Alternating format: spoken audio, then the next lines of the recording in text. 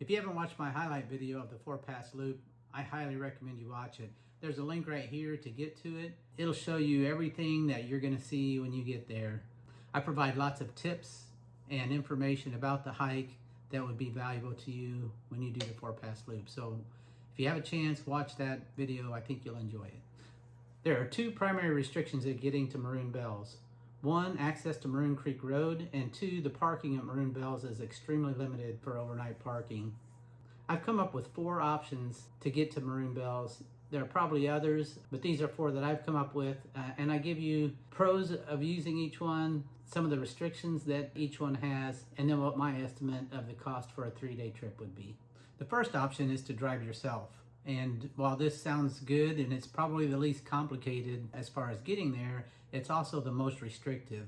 Maroon Bells has a very small parking lot for overnight hikers. As you can see on the map, it's this area here. And you have to get reservations to park way in advance. They fill up very quickly. One other restriction is you have to finish in 60 hours. So the parking pass is only good for 60 hours, which is 2.5 days. That's a pretty quick trip around the 4-pass loop. The cost is only $10 for the parking permit, and that's really the only cost you have with this option.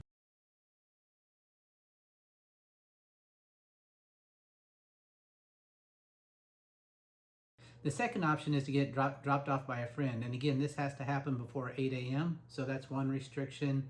And you also have to buy a return trip shuttle ticket for $10. So the cost is $10. And the only restriction is you have to be dropped off before 8 a.m.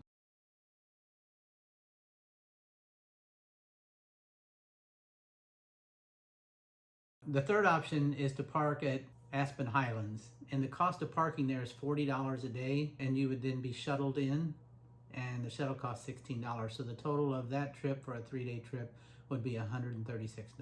The benefits of parking at the Highlands are it's less complicated because you just get on the shuttle right where you park.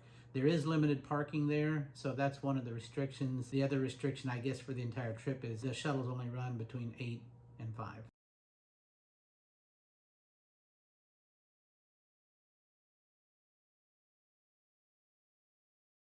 The last option, which I did, is to park remotely, catch the bus to the Highlands, and then get on the shuttle to Maroon Bells.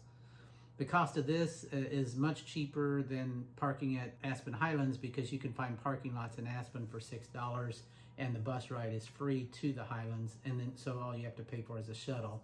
So the cost of that option, if it's $6 parking lot, is $18 for parking and $16 for the shuttle, so $34 total for a 3-day. The great thing about this option too is, again, you have the flexibility of going anytime between 8 and 5.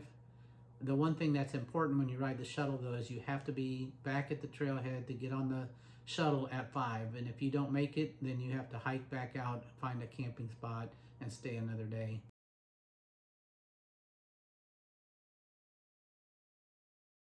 The Aspen buses are really nice. I used them the whole time I was there, and I went 2 days before and I stayed 2 days after. And getting around Aspen's very easy on the bus routes. The central hub of the buses is called Ruby Park Transit Center, and from there you can go just about anywhere close to Aspen. The ski areas and in Aspen for free. If you're going to go out further, then you do have to pay for those rides. From the Ruby Park Transit System, you get on the Maroon Bells bus, and it's just a short ride to the Aspen Highlands. I stayed at Buttermilk. I stayed in the inn at Aspen at Buttermilk, and I thought that was great. The hotel was less expensive than a lot of the hotels in Aspen. Probably doesn't have all the nicer features that some of them have, but I thought it was a very good hotel. It's got a great restaurant in it, and is very convenient to a bus stop. So what I did was I got up early, hopped on that bus. It took me to the Highlands, Aspen Highlands, and then I got on the shuttle from there, and I was on the first shuttle at 8 a.m. And the nice thing too is the inn at Aspen offers a free shuttle to Aspen Highlands. It's only a few minutes away, but it is kind of risky because you're the lower priority than some of the other customers. So, you know, it's safe to take the bus, and the bus schedules you can get off Google, and that's what I did.